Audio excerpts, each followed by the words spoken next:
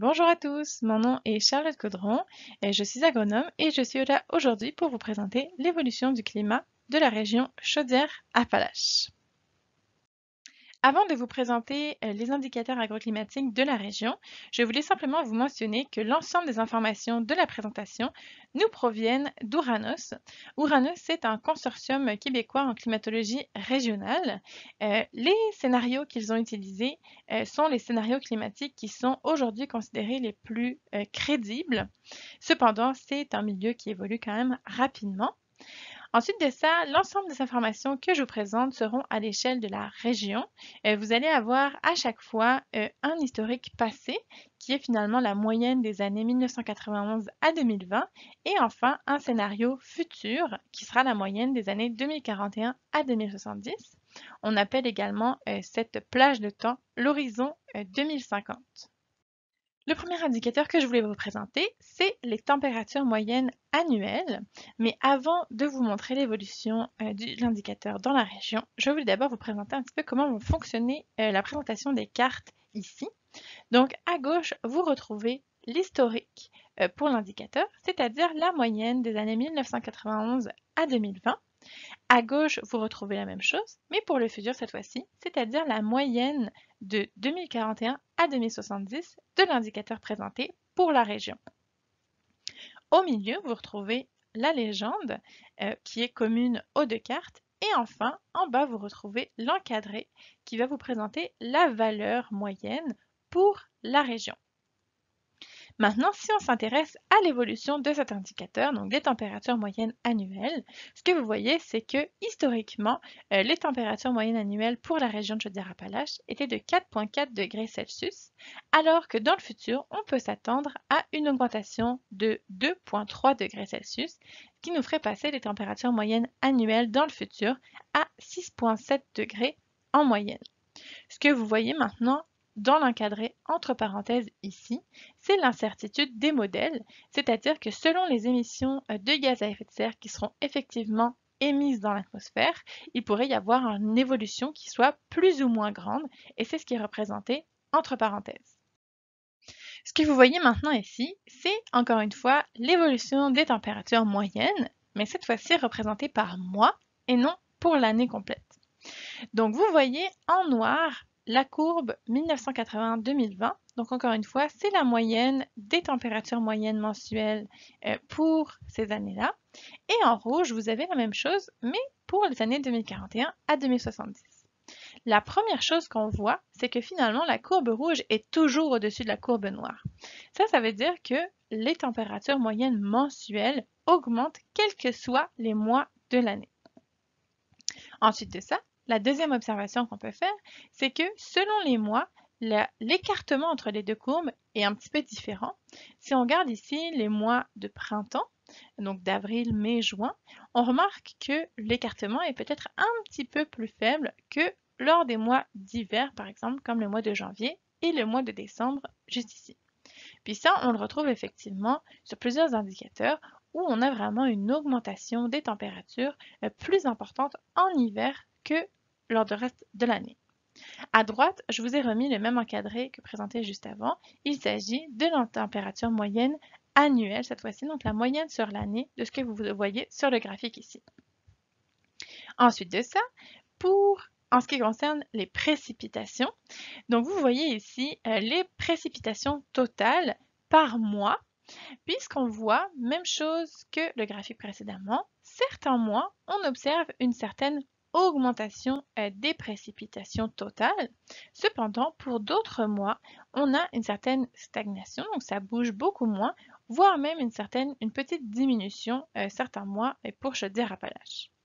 Puis finalement, si on résume ça, ce qu'on se rend compte, c'est que malgré ces petites diminutions certains mois, on a quand même globalement, durant toute l'année, une augmentation des précipitations totales de environ 60 mm, donc pour passer d'une moyenne de 1144 mm pour toute la région en 1991-2020 à une moyenne de 1204 mm dans le futur, donc dans l'horizon 2050. Avant de vous présenter les autres indicateurs agroclimatiques pour la région, je voulais m'arrêter pour vous parler un petit peu des événements extrêmes. Pourquoi on en parle? Parce que c'est des événements qui peuvent fortement affecter les cultures et les élevages, donc l'agriculture de manière générale. Cependant, tous les événements extrêmes ne peuvent pas être liés à l'évolution du climat, au changement climatique. Il y a certains événements extrêmes qui n'ont pas de lien direct avec les changements climatiques, qui sont vraiment uniquement dus à la variabilité naturelle du climat, qui fait qu'on n'a pas exactement la même température d'une année sur l'autre, qu'on n'a pas exactement les mêmes précipitations, par exemple. Ensuite de ça, la dernière chose à mentionner au sujet des événements extrêmes, c'est que les connaissances évoluent rapidement. Donc, ce qu'on vous présente aujourd'hui, c'est vraiment ce qui est le plus à jour en 2022, mais encore une fois, ça peut évoluer dans les prochaines années au fil des connaissances qui sont acquéries d'une année sur l'autre. Donc, comme je vous le disais, malgré le fait que les connaissances évoluent encore sur ce sujet, nous sommes quand même certains qu'il devrait y avoir dans le futur moins de vagues de froid extrême. Également, il devrait y avoir plus de vagues de chaleur qui seront plus longues et plus chaudes. Ensuite de ça, nous sommes presque certains, donc c'est-à-dire avec un niveau de certitude un petit peu moins élevé, qu'il devrait y avoir plus d'événements de pluie extrêmes et plus intenses. Et ensuite de ça, on pense qu'il y aura plus de cellules orageuses localisées et intenses, notamment en été. Enfin, les phénomènes pour lesquels nous en savons moins, c'est par exemple le verglas, parce que c'est un phénomène qui est difficile à simuler et il n'y a pas encore suffisamment d'études pour avoir des tendances claires. Malgré ça, on a quand même une tendance qui semble se dégager, qui serait à la baisse pour le sud du Québec, donc moins de phénomènes de verglas, mais ça ne veut pas dire qu'il n'y en aura plus du tout dans le futur. Ensuite de ça, au niveau des rafales de vent, malgré le fait qu'on a observé une certaine évolution des vents extrêmes dans les dernières années, pour le moment, il n'y a pas encore de signal clair au niveau des prévisions futures et il n'y a pas non plus de liens clairs qui ont été établis avec le changement climatique pour ces phénomènes. Enfin, pour la grêle, c'est un phénomène qui est encore à l'étude pour lequel nous n'avons pas encore de tendance claire. Donc, si on revient maintenant à la région de Chaudière-Appalaches, je vais d'abord vous présenter les indicateurs agroclimatiques pour la saison hivernale et ensuite de ça, on ira regarder pour la saison estivale, la saison de croissance finalement. La première chose que je vais regarder au niveau de la saison hivernale, c'est les températures minimales en hiver. Donc, sur le graphique que vous voyez ici, je vous ai représenté la minimum de la température minimale du mois de janvier. Donc, il s'agit vraiment de la température la plus froide de l'année, vu qu'il s'agit du mois le plus froid de l'année. Et on regarde le minimum de la température minimale. Pour vous présenter un petit peu d'abord comment fonctionnent ces graphiques-là, donc, ce que vous avez ici en abscisse, ce sont les années. Donc, ça va finalement de 1970 à peu près à 2070. Donc, on a à peu près un 100 ans qui est représenté juste ici. Et ensuite de ça, juste ici, vous allez retrouver à chaque fois les ordonnées, c'est-à-dire l'indicateur présenté à l'écran. Donc, ici, vous avez finalement les températures minimales pour le mois de janvier. Puis, ce que vous voyez maintenant dans le graphique juste ici, en pointillé juste ici, ce sont les observations qui ont été effectivement faites chaque année depuis les années 70. Puis, ce que vous voyez ici en rouge et en bleu, ces deux courbes-là, ce sont finalement les scénarios climatiques, c'est-à-dire les projections pour le futur de cet indicateur-là. Donc, ce que vous voyez en bleu ici, c'est le RCP 4.5 qui est finalement le scénario qu'on appelle optimiste qui finalement dit que les émissions de gaz à effet de serre mondiales, on sera capable de les réduire dans un avenir assez court terme. Au contraire, vous avez en rouge ici la courbe qui représente le RCP 8.5 qui est le scénario qu'on appelle pessimiste, qui veut que les émissions de gaz à effet de serre mondiales soient réduites, mais peut-être à un petit peu plus long terme. Donc, vous avez finalement ces deux scénarios juste ici, et nous présentons à chaque fois la médiane entre ces deux scénarios qui fait finalement un scénario plausible qui pourrait se passer selon justement les émissions dans le monde. En vert maintenant, vous avez finalement l'enveloppe de ces scénarios-là, c'est-à-dire toutes les valeurs qui qu'on pourrait attendre, qu'on pourrait observer, car évidemment, ce sont des modèles, donc il y a une certaine incertitude qui est liée à ces modèles-là. Donc, ce qu'on voit maintenant pour notre indicateur de température minimale pour les mois d'hiver, c'est que finalement, il y a une augmentation des températures minimales, quel que soit le mois d'hiver que l'on regarde, décembre, janvier ou février. On le voit bien ici sur le graphique pour le mois de janvier. Puis, cette augmentation se fait finalement entre 4,2 degrés Celsius pour le mois à 4,3 degrés Celsius pour le mois. Donc, on passerait finalement d'une température la plus froide à environ moins 29 degrés Celsius à une température de moins 24,7 degrés Celsius pour les années futures pour notre horizon 2050, c'est-à-dire la moyenne de 2041 à 2070. Donc, on a là finalement la preuve de ce que je vous disais juste avant, qu'on voit vraiment qu'il y a moins de froid extrême dans le futur. Si on regarde maintenant les cycles de gel-dégel, donc un cycle de gel-dégel, c'est vraiment une journée où on a une température maximale positive et une température minimale négative dans la même journée. Donc ce que ça veut dire finalement, c'est que c'est une journée où on a une variation de température autour de zéro. Donc on va avoir potentiellement du gel et du dégel dans la même journée. Donc, si on regarde le tableau qui est présenté juste ici, vous voyez qu'au niveau de l'année complète, on a une certaine diminution de ces événements-là, vu qu'on passe de 83 jours de cycle de gel-dégel pour les années 1991-2020 à 71 jours dans le futur pour la moyenne des années 2041 à 2070. Donc, une diminution de 12 jours sur l'année. Mais si on regarde maintenant durant l'hiver, on a une augmentation de 4 jours de ces cycles de gel-dégel-là, vu qu'on passe de 19 jours seulement pour la moyenne des années 1991 à 2020 et à 23 jours pour la moyenne des années 2041 à 2070. Donc, ce que ça veut dire finalement, c'est qu'on a une certaine concentration de ces épisodes-là durant l'hiver. Donc, il y en aura moins au printemps, il y en aura moins à l'automne, mais il y en aura plus durant l'hiver.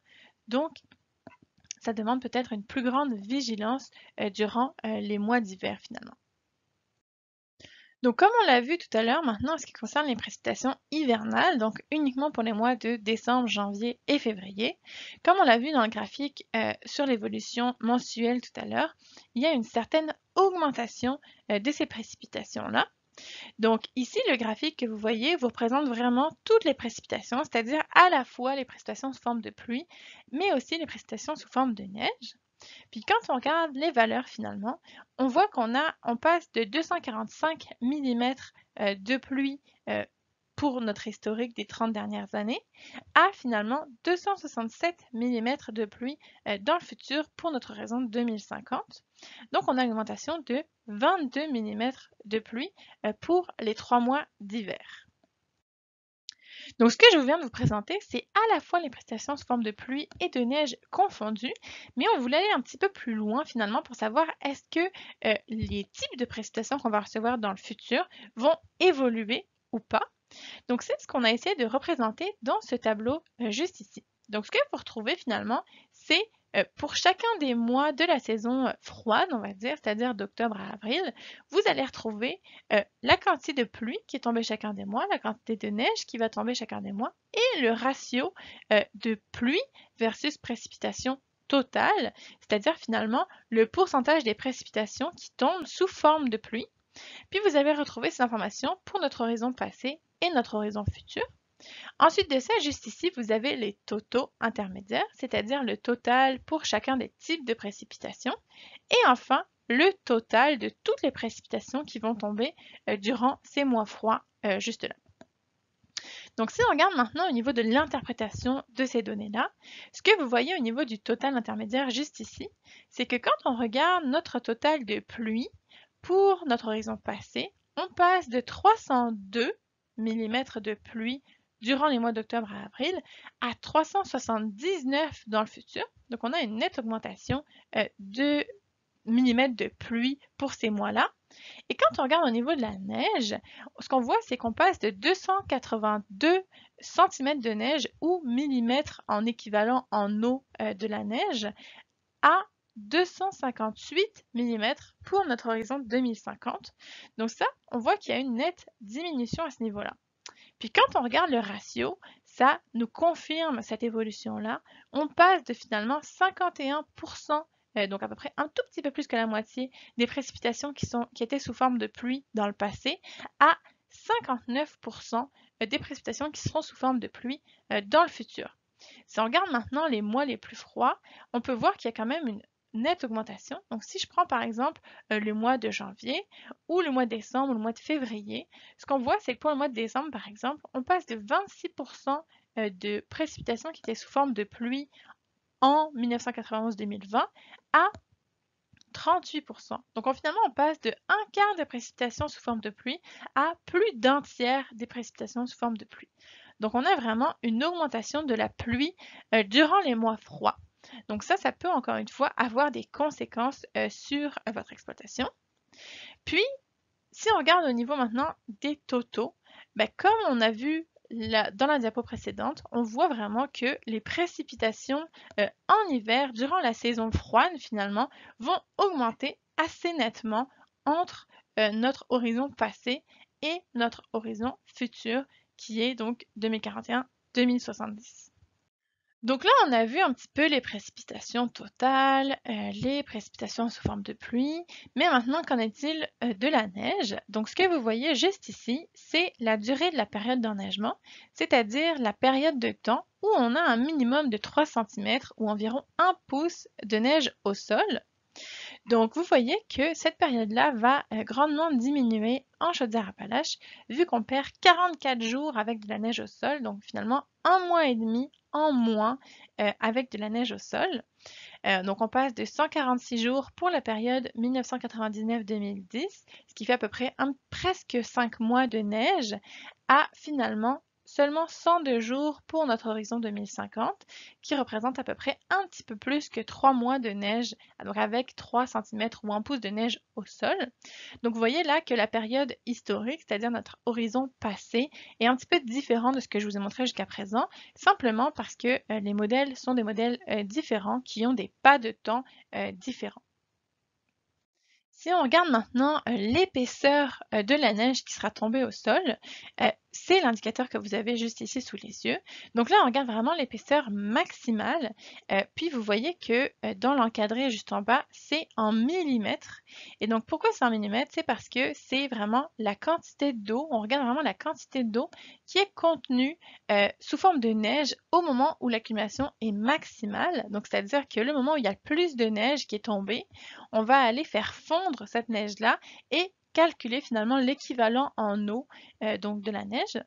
Donc finalement, mais on peut quand même faire un parallèle entre les millimètres d'équivalent en eau et les centimètres de neige, sachant qu'un millimètre peut être environ équivalent à 1 cm de neige avant le tassement, avant la maturation de la neige. Donc évidemment, les valeurs réelles sont plus faibles que ce que vous voyez ici.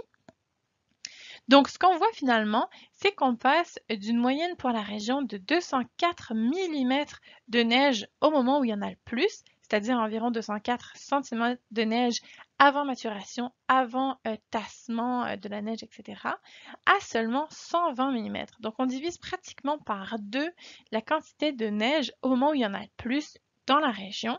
Donc, on perd finalement presque 1 mètre de neige dans le futur. Donc cette diminution de la neige, cette augmentation des pluies durant l'hiver peut avoir finalement différentes conséquences. Une des conséquences de ces modifications-là, même au niveau des modifications au niveau de la température, c'est finalement le potentiel d'endurcissement de nos plantes fourragères dans la région de Chaudière-Appalaches. Donc en fait, le potentiel d'endurcissement ou l'endurcissement, c'est vraiment le processus au cours duquel la plante va relocaliser l'énergie de ses parties aériennes à ses racines pour finalement se préparer à passer l'hiver et à résister au froid. Puis, ce qu'on voit ici, c'est vraiment le niveau d'endurcissement de la plante, c'est-à-dire le nombre de degrés froids qu'elle va pouvoir accumuler au cours de cette période-là pour finalement se préparer à l'hiver. Puis on estime qu'il faut environ 100 degrés froids pour des fourrages pour être suffisamment endurcis. Donc ce qu'on voit pour la Chaudière-Appalaches, c'est que malgré finalement toutes les modifications qu'on a vues, on va quand même garder un niveau de degrés froids qui est assez constant. Donc on passe des 94 degrés froids à 95 degrés froids. Donc finalement, on gagnerait même des degrés froids, ce qui veut dire que finalement, le potentiel d'endurcissement des plantes fourragères ne devrait pas être trop affecté par les changements climatiques à ce niveau-là.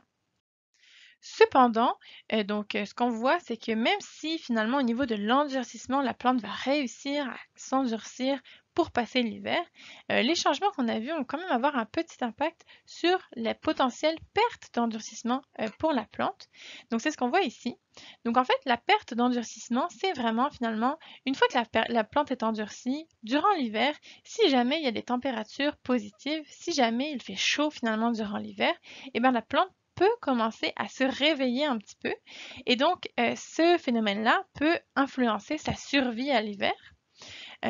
Puis, ce qu'on voit ici avec le graphique qui est représenté juste ici, c'est que finalement, au niveau de cette perte d'endurcissement, il est possible qu'il y ait une certaine augmentation de cette perte d'endurcissement. Donc, on passerait finalement de 23 degrés jour bas zéro à 27 degrés jour, c'est-à-dire qu'il y aurait finalement plus de journées au-dessus de zéro dans le futur que ce qu'il y a actuellement.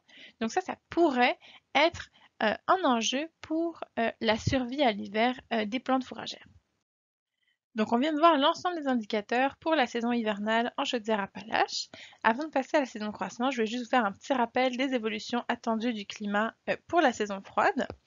Donc on a vu qu'on avait une augmentation des températures hivernales pour la région de Chaudière-Appalaches. Donc ça veut dire finalement qu'on va avoir moins de froid extrême, mais on va aussi avoir une concentration des cycles de gel-dégel durant les mois d'hiver. Ensuite de ça, on a vu également au niveau des précipitations une certaine augmentation des précipitations qui sera majoritairement sous forme de pluie, avec finalement un petit peu moins de neige qui va tomber, que ce soit en termes d'épaisseur, mais aussi en termes de durée de la période d'enneigement. Puis enfin, on a vu que le potentiel d'endurcissement allait rester relativement stable, mais qu'on avait peut-être une petite légère augmentation de la perte d'endurcissement, donc qui pourrait potentiellement avoir un impact sur la survie des plantes à l'hiver. Donc sans plus tarder, on va aller regarder maintenant les indicateurs pour la saison de croissance. Donc le premier indicateur que je vous présentais pour la saison de croissance, c'est évidemment la date de début. Donc vous avez ici sous les yeux cette date pour la région de Chaudière-Appalaches. Donc en fait, on calcule le début de la saison de croissance lorsqu'on a un minimum de 5 jours consécutifs avec une température moyenne de 5,5 degrés Celsius. Puis vous voyez ici la légende est en jours juliens, c'est-à-dire le nombre de jours qui se sont écoulés depuis le 1er janvier. Donc on voit ici que pour la région de Chaudière-Appalaches, la date de début de la saison de croissance pour les plantes fourragères va être devancée dans le futur.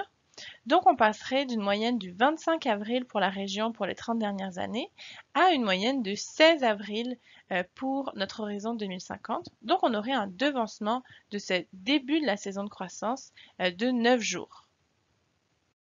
De la même manière, on peut regarder aussi le dernier gel printanier à moins 2 degrés Celsius. C'est ce qui est représenté sur la carte ici. Puis vous voyez qu'on a la même légende en jour julien. Ça va être la même chose pour toutes les cartes avec des dates que je vais vous présenter. Puis ce qu'on voit pour la région de Chaudière-Appalaches, c'est que comme pour la saison de croissance, la date du dernier gel va être devancée de 10 jours cette fois. Donc on passerait d'un dernier gel en moyenne au 1er mai dans les 30 dernières années à un premier gel en moyenne autour du 21 avril pour notre horizon 2050. Donc ce qu'on vient de voir finalement, c'est que la date de début de saison de croissance, elle est devancée de 9 jours. La date du dernier gel au printemps, elle est devancée de 10 jours, donc un petit peu plus. On pourrait se demander d'abord, est-ce que c'est la même chose en automne? Donc c'est ce que vous voyez dans ce tableau juste ici. Eh bien, à l'automne, le premier gel est lui aussi devancé de 10, en fait, est retardé de 10 jours, et la date de fin de saison de croissance, elle est retardée de 9 jours seulement. Donc finalement, ce qu'on a essayé de rassembler dans ce tableau-là, c'est pour vous montrer que finalement, il va y avoir un petit décalage qui va se créer entre les derniers gels et le début de la saison de croissance qui pourrait être en la faveur de l'agriculture, vu que finalement, nos gels vont arriver plus tôt, notre dernier gel va arriver plus tôt au printemps dans le futur et va arriver plus tard à l'automne dans le futur. Ce qui veut dire finalement que la période sans gel va être plus longue elle aussi et qu'elle va augmenter un petit peu plus que la période que notre saison de croissance, qui fait finalement que c'est possible qu'il y ait un petit peu moins de gel tardif au printemps, de gel hâtif à l'automne dans le futur en Chaudière-Appalaches. Donc on voit finalement que la saison de croissance démarre plus tôt, les derniers gels est plus tôt également, mais la question maintenant c'est de savoir est-ce qu'on va pouvoir profiter de cet allongement de la saison de croissance ou pas. Puis finalement, ça dépend en partie des précipitations.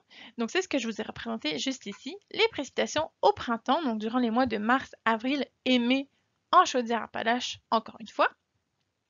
Puis ce que vous voyez ici finalement, c'est qu'on a une certaine augmentation des précipitations durant ces mois-là, donc durant finalement les mois de semis. Mais ce qui est important à mentionner, c'est que vous voyez ici les observations sont extrêmement variables d'une année sur l'autre.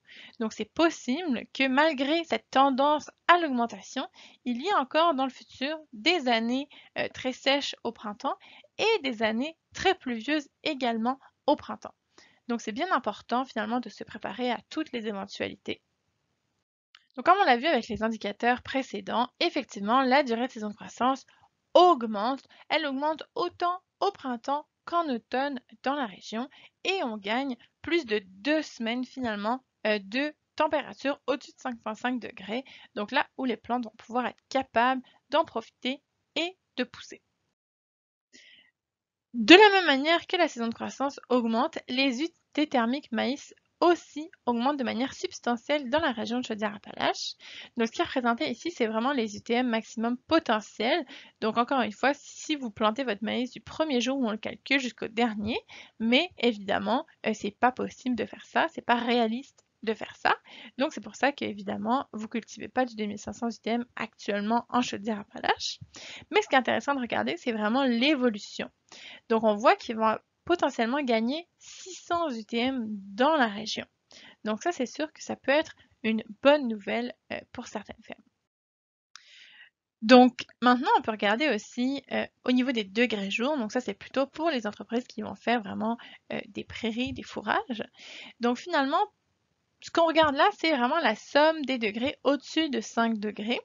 Puis ce qu'on voit, c'est qu'on passe comme les UTM, on passe de 1668 degrés jour à 1113 degrés jour. Donc, on a une nette augmentation de 444 degrés jour dans le futur. Donc, encore une fois, qui peut être vraiment intéressant pour justement les entreprises.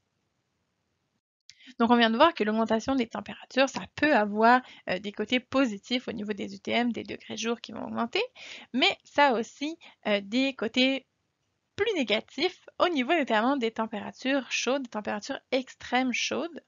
Donc ce qu'on voit ici, c'est le nombre de jours avec une température maximale supérieure à 30 degrés. Puis ce qu'on voit, c'est que sur la moyenne de Chaudière-Appalaches, vous étiez environ à 3 jours au-dessus de 30 degrés dans les 30 dernières années en moyenne, alors que dans le futur, pour notre horizon 2050, on passerait probablement à 15 jours où la température serait au-dessus de 30 degrés. Donc on aurait un gain de 12 jours de ces températures extrêmes-là. Et évidemment, en plus des journées chaudes la journée, il peut aussi faire chaud la nuit. Donc c'est ce que vous voyez ici avec ce graphique, donc du nombre de jours avec une température de nuit supérieure à 20 degrés. Puis pour la région de Chaudière-Appalaches, on passe finalement de une journée avec des températures de nuit supérieures à 20 degrés pour les années 1991 à 2020 en moyenne, à 6 jours pour notre horizon 2050. Donc on aurait finalement 5 journées de plus avec des températures de nuit supérieures à 20 degrés.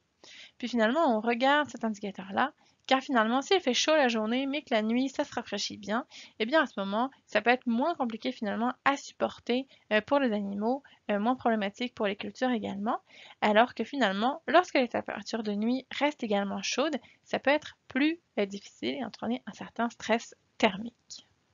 Et donc ici, avec cet indicateur-là, on reste toujours dans le même ordre d'idées. Donc on regarde finalement maintenant le nombre de canicules, c'est-à-dire une période d'au moins 3 jours consécutifs où la température maximale est supérieure à 30 degrés Celsius. Donc finalement, dans les 30 dernières années, en moyenne, en Chaudière-Appalaches, il n'y a pas eu de canicule en tant que telle, alors que finalement, dans le futur, quand on regarde notre horizon 2050, eh bien, il pourrait y avoir deux canicules, c'est-à-dire deux périodes de plus de 3 jours où la température est supérieure à 30 degrés Celsius. Donc on a vu maintenant quand même assez bien, assez détaillé l'évolution des températures en été, mais maintenant on va regarder un petit peu plus au niveau de l'eau. Donc ce que vous voyez ici, c'est le même graphique que je vous ai présenté tout à l'heure, mais je voudrais qu'on se focalise un petit peu plus sur les 3 mois d'été maintenant. Ce qu'on voit, c'est que les températures en moyenne pour ces 3 mois-là d'été vont augmenter de 2,3 degrés Celsius, mais que les précipitations finalement ne vont presque pas augmenter, elles vont rester finalement presque constantes dans le futur. Mais en plus de rester constantes ces précipitations, il va aussi y avoir une certaine évolution au niveau des périodes de sécheresse, des périodes sans pluie.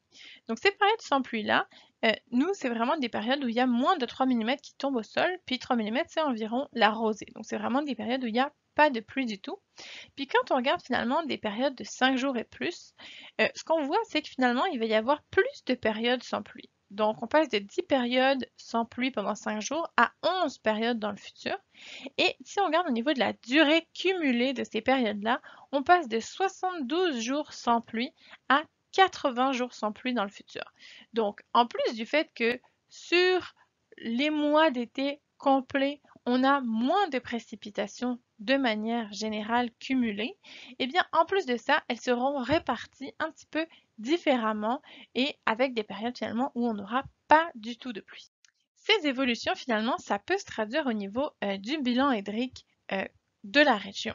Donc ce que vous avez ici, c'est vraiment le bilan hydrique mensuel pour la région. Donc c'est vraiment la différence entre les précipitations mensuelles et l'évapotranspiration potentielle du couvert végétal. Pour ici, la référence qu'on a prise, c'est vraiment une prairie rase. Donc, ce qu'on voit finalement, c'est que mois par mois, donc vous avez en vert 1991-2020, en orange notre horizon 2050, donc 2041-2070. Ce qu'on voit, c'est que finalement, le déficit hydrique durant les mois d'été s'aggrave avec les changements climatiques. Et si maintenant on cumule ce déficit hydrique, ben finalement, ce qu'on voit, c'est qu'il va s'aggraver avec les changements climatiques, comme on passe à la fin de l'été en Chaudière-Appalaches d'un déficit hydrique de 57 mm à un déficit hydrique de 81 mm pour la fin de l'été en Chaudière-Appalaches pour la période finalement 2041-2070. Donc, on a vraiment une aggravation de ce déficit hydrique qui est due à la fois par des températures plus chaudes, donc des besoins des plantes plus élevés, mais également des précipitations qui finalement, elles, ne vont pas augmenter durant l'été et donc ne vont pas répondre finalement aux besoins des plantes. Donc, ce schéma-là, c'est évidemment sans tenir compte de la réserve en eau des sols qui n'est pas du tout calculée ici. Puis, cet indicateur-là nous montre bien qu'il peut y avoir vraiment un risque de déficit hydrique, de stress hydrique au niveau des plantes dans le futur. Donc maintenant, l'été est passé, puis la question qu'on se pose, c'est finalement, est-ce qu'on va être capable de récolter dans des bonnes conditions à l'automne? Donc c'est ce qu'on a essayé de vous représenter ici, ce qu'on a essayé de répondre avec les précipitations automnales que je vous présente ici. Donc ce qu'on voit finalement, c'est que comme les précipitations durant l'été, les précipitations à l'automne ne vont pratiquement pas augmenter, vont rester assez stables. Donc ça, c'est quand même une bonne nouvelle parce que ça veut dire que finalement, on va pouvoir profiter de cet allongement de la saison de croissance à l'automne et récolter finalement dans de bonnes conditions dans le futur. Puis donc, comme présenté finalement plus tôt dans la présentation, au niveau du premier gel à l'automne, finalement, il va être retardé de 10 jours dans le futur. Donc ça, c'est sûr que ça permet justement d'aller étirer un petit peu la période avec des cultures au champ. Donc ça peut être vraiment intéressant. Je vous représente également pour rappel la fin de la saison de croissance qui, comme le dernier gel, le premier gel automnal finalement, va être retardé de 9 jours. Donc on passe du 8 novembre en moyenne au 17 novembre en moyenne pour notre horizon 2050. Donc voilà, j'ai fini de vous présenter tous les indicateurs pour la région de Chaudière-Appalaches. Donc avant de finir cette présentation, je voulais juste faire un petit rappel sur l'évolution du climat pour la saison de croissance. Donc on a vu finalement encore une fois une augmentation des températures. Donc ça se traduit à la fois par un allongement de la saison de croissance et de la période sans gel à la fois au printemps mais également à l'automne. Mais ça se traduit également par une augmentation des UTM, une augmentation également des degrés jour pour la région. Ensuite de ça, on a vu que malheureusement, cette augmentation des températures vient aussi avec quelques défis, notamment l'augmentation de la fréquence et de l'intensité des journées chaudes dans la région. Et enfin, au niveau des précipitations, on a vu une certaine stabilité des précipitations en été et à l'automne, donc ce qui permet finalement de dire qu'il y aurait un potentiel risque d'aggravation du déficit hydrique pour la saison estivale en Chaudière-Appalaches. Donc voilà, merci pour votre attention. J'espère que vous avez appris des choses sur la région durant cette présentation. Puis je vous souhaite une très bonne journée.